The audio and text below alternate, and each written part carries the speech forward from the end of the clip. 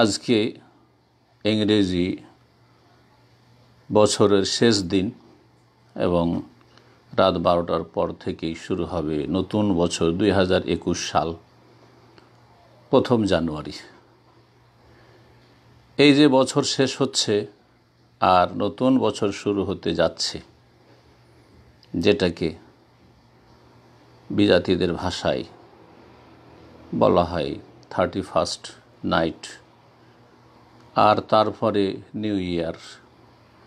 এই সময়গুলিতে যে সব কর্মকাণ্ড হয়ে থাকে তা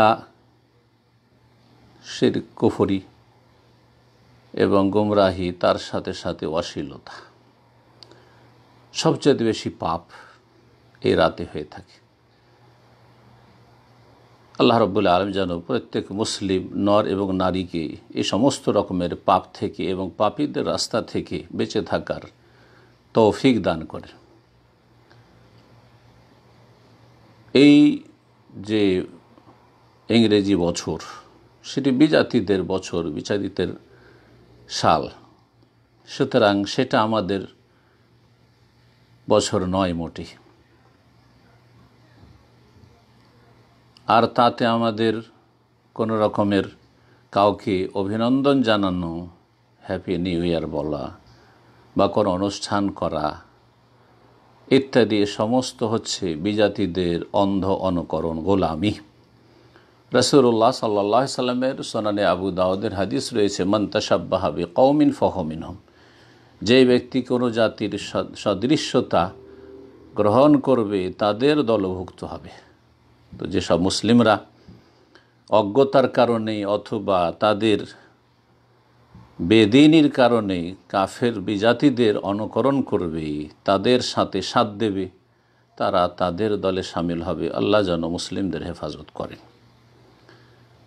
এবং মুসলিমদেরকে তাদের দিন সম্পর্কে জ্ঞান অর্জনের তৌফিক দান করেন, আমল করার তৌফিক দান করেন, সঠিক পথে তাদেরকে অবিচল রাখেন।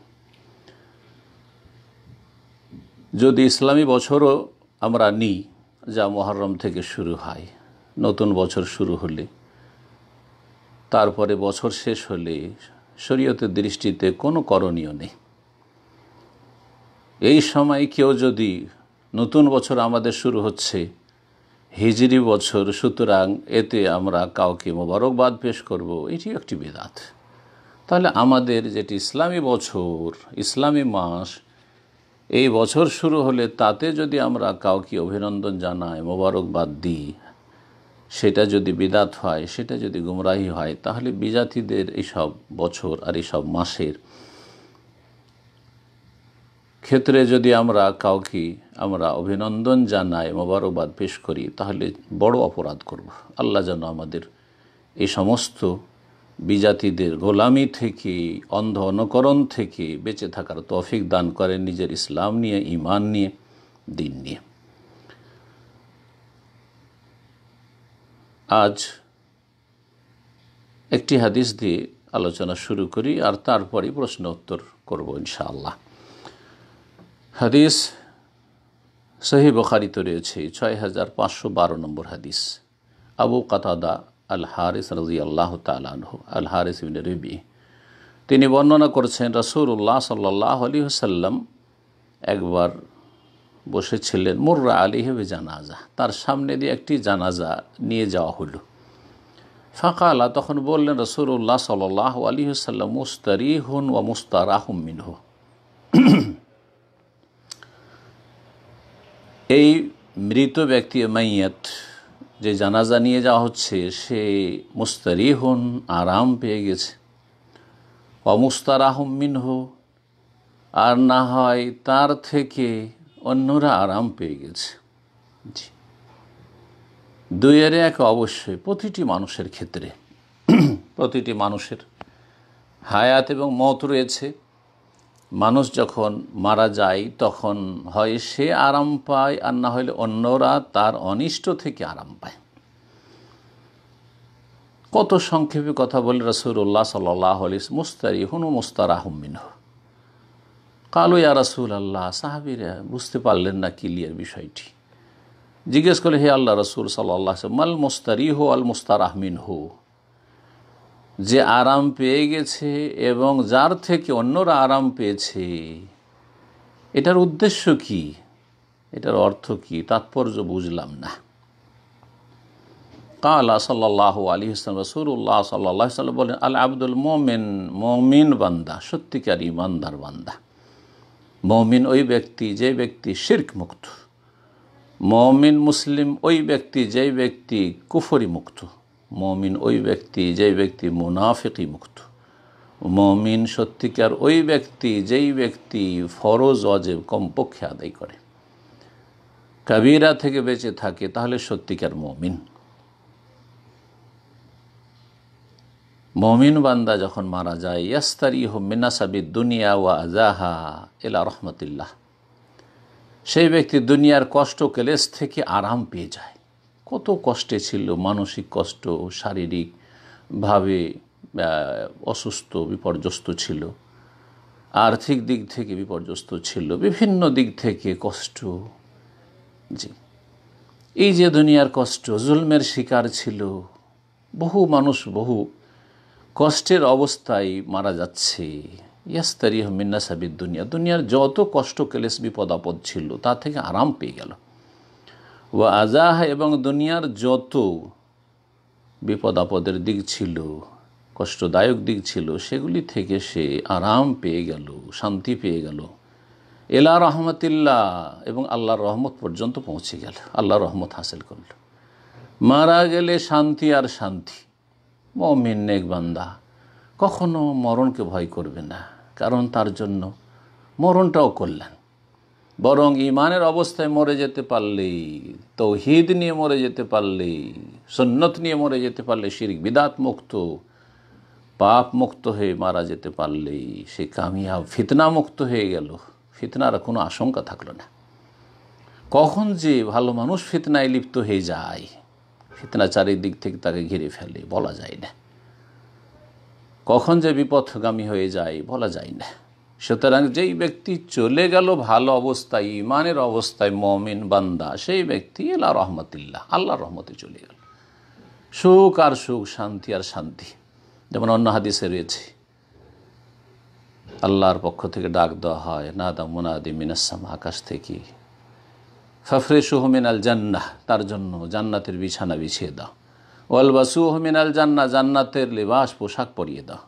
ওয়াফতাহু লাহু বাবান ইলাল জান্নাহ, জান্নাতের দরজা খুলে দাও। ফায়াতিহি মিন রাউহিহা ওয়া তিবিহা, জান্নাতের সুগন্ধি, জান্নাতের ঘ্রাণ আসতে থাকে। আল্লাহু আকবার। মুমিন বান্দা আল্লাহ রাব্বুল আলামিনের সাথে সাক্ষাৎ করলে, দুনিয়া থেকে বিদায় নিলে, তার জন্য শান্তি আর শান্তি, সমস্ত অশান্তি তার দূর হয়ে গেল। যারাকে ছেড়ে গেল তাদের হেফাজতের দায়িত্ব আল্লাহ নিয়েছেন। জি, আল্লাহ তাখাফু ওয়ালা তাহজানু, কোনো ভয় করিও না, কোনো চিন্তা করিও না। তোমার স্ত্রী থাকলো, তোমার ছেলে মেয়ে থাকলো, কচি কাচা থাকলো, অসহায়রা থাকলো, দুর্বল থাকলো, অবিবাহিতা মেয়ে থেকে গেল, কে দেখবে, কোনো চিন্তা করিও না। আল্লাহু আকবার।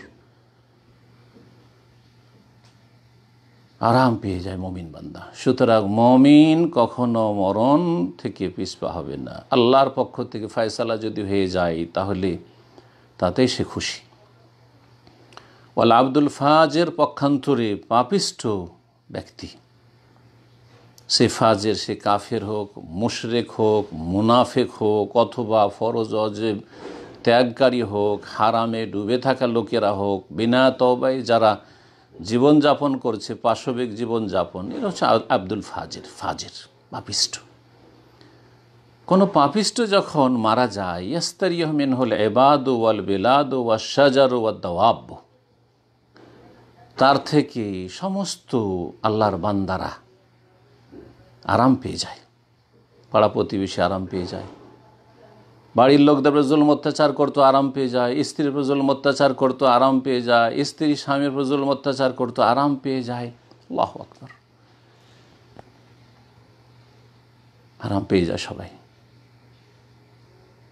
জুলম অত্যাচার করতো অথবা খারাপ আচরণ করতো, মানুষকে পথভ্রষ্ট করতো, জাহান্নামের দিকে নিয়ে যেত, শিরক কুফরির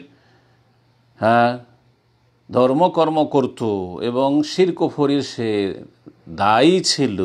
হ্যাঁ, দায়ী এলা আবওয়াবে জাহান্নাম, জাহান্নামের দিকে ডাক দিচ্ছিল সেই তার গুমরাহি দ্বারা। তার থেকে সমস্ত মানুষ আরাম পেয়ে যায়। ওয়াল বেলাদ, এবং দেশবাসী আরাম পেয়ে যায়। গাছপালা আশেপাশের আছে, সেগুলি কষ্ট পেতে পাপিষ্টের কারণে, এই মুশরিকের কারণে, এই কাফের কারণে, মুনাফিকের কারণে, বেনামাজির কারণে, জেনাকারীর কারণে, এই খুনির কারণে গাছপালা আরাম পেয়ে যায়। বা দাওয়াব, চতুষ্পদ জন্তু, গবাদি পশু, পৃথিবীতে যত রয়েছে জীবজন্তু, সেগুলিও আরাম পেয়ে যায়। আল্লাহু আকবার। সুতরাং আমাদের প্রত্যেকের জন্য মরণ রয়েছে। আমরা কি অবস্থায় যেতে পারছি এটা দেখার বিষয় রয়েছে। আল্লাহর নেক বান্দা যদি হতে পারেন, আলহামদুলিল্লাহ। মুমিন বান্দা হতে পারলে আপনি আরাম পেয়ে গেলেন, শান্তি আর শান্তি। আর যদি আপনি কুফরি নেতৃত্ব দেন, শিরকে নেতৃত্ব দেন, যেমন এই দেওয়ানবাগি আল হালেক তাগুত চলে গেল একদিন আগে, আলহামদুলিল্লাহ তার অনিষ্ট থেকে, তার গুমরাহি থেকে রব্বে ইন্নাহুন্না আযলালনা কাসীরাম মিনান নাস, অসংখ্য মানুষকে পথভ্রষ্ট করেছে। এই মুসলিম ভাই বোনেরা আরাম পেয়ে গেছে তার অনিষ্ট থেকে। গাছপালা আরাম পেয়ে গেছে, দেশবাসী আরাম পেয়ে গেছে, জীবজন্তু আরাম পেয়েছে। তবে রব্বুল আলমীর কাছে দোয়া করি যে আল্লাহ রব্বুল আলমীর যেন এইরকম যারা পাপিষ্ঠ তাদেরকে কমিয়ে দেন, তাদের অনিষ্টকে দূর করে দেন, তাদের অনিষ্টকে তাদের দিকে ফিরিয়ে দেন, এবং তাদের গুমরাহি থেকে, অনিষ্ট থেকে মুসলিম জাতিকে আল্লাহ রব্বুল আলমিন হেফাজত করেন।